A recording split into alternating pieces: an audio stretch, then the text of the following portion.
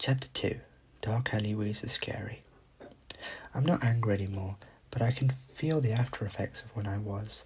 I probably don't make much sense, but I feel like eating that omelette would be painful somehow.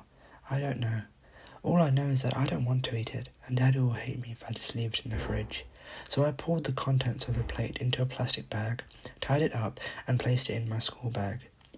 Afterwards, I went to the toilet, got changed into my school clothes, and put the cold sandwiches that Daddy had prepared for me in my bag.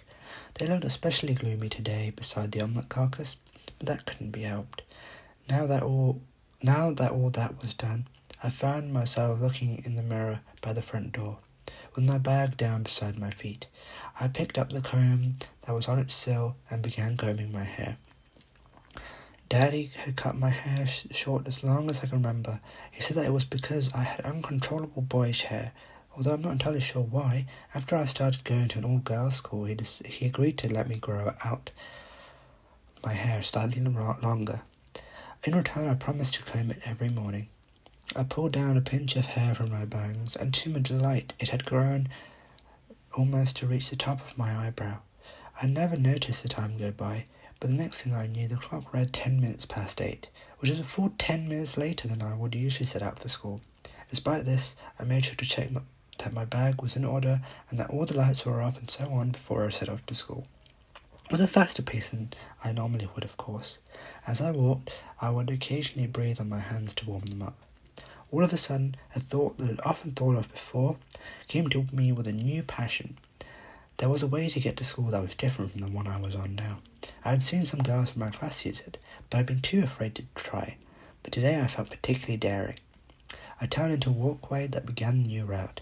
There was a good amount of canopy and high fencing, which stopped a lot of the sunlight from entering, but the place was by no means dark, so there was no reason to be frightened.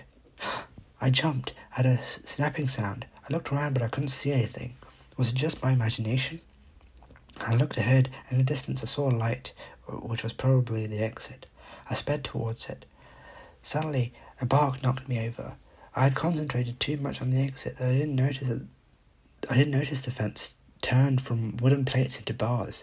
A dog pressed its face against the bars, and its mouth was wide open, revealing a set of sharp teeth. I cowered and hid my face in my hands. "Down, boy," somebody said. This was followed by a bit of whining. I peeked through my fingers to see the dog had gone and hurried off the floor and dusted myself off.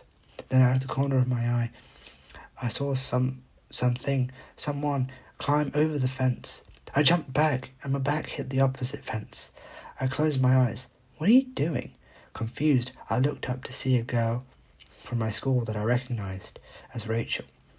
We stared at each other blankly for a few moments, but then Rachel sighed. "I wish you'd get off your high horse and reply to me every once in a while, or one day I might lose my cool and box you around the ear."